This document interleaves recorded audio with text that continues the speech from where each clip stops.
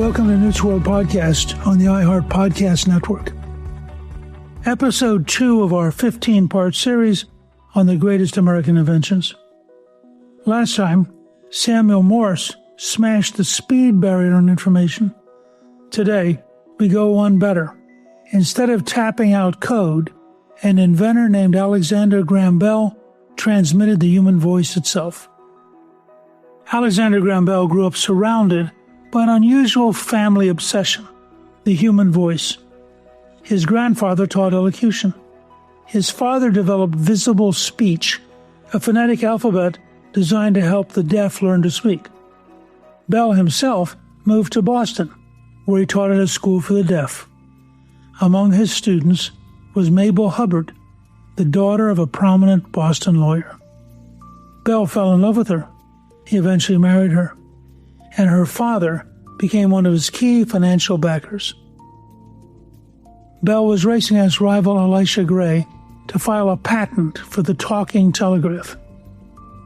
Bell's attorney filed on February 14, 1876. Gray filed hours later. What is certain is the U.S. patent number 174,465 was granted to Alexander Graham Bell, and that patent became one of the most valuable documents in the history of commerce. It was challenged more than 600 times in court. It survived every challenge. Bell Telephone Company was founded the following year and grew into what eventually became AT&T. For most of the 20th century, the largest corporation in the world.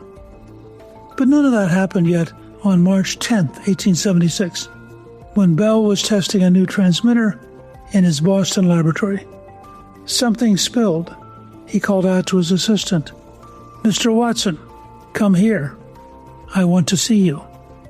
Watson, in another room, heard it through the wire, not as a crackle or a buzz, as a voice, a recognizable human voice carrying meaning.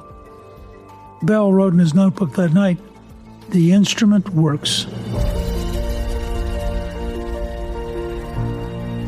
The telephone spread faster than the telegraph had.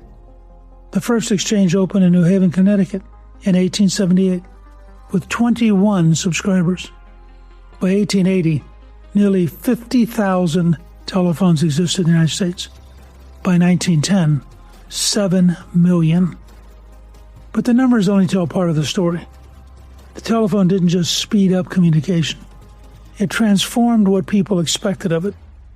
Before the telephone, written correspondence was the medium of personal connection across distance. People wrote letters. They waited days or weeks for replies.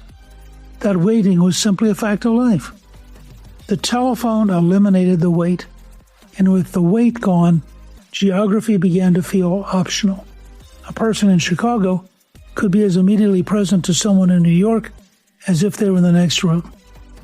That shift, the assumption that connection could be immediate, was one of the most profound psychological changes in modern history. And we've never reversed it. Every subsequent communication technology has been measured against that standard of immediacy that Bell established in 1876. Bell himself was not a man defined by his invention.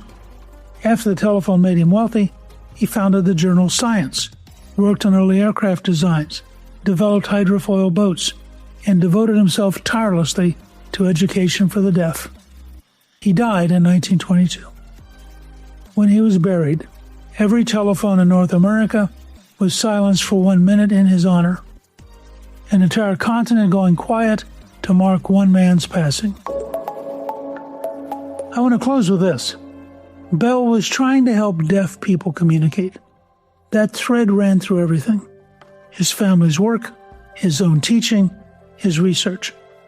The telephone emerged not from a desire to build a business, but from a deep personal commitment to the idea that no one should be cut off from the sound of another human voice.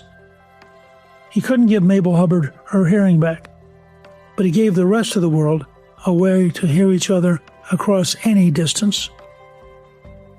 Next time we leave the laboratory, and head to a beach in North Carolina, where two bicycle mechanics from Ohio are about to do something every expert said was impossible: the airplane.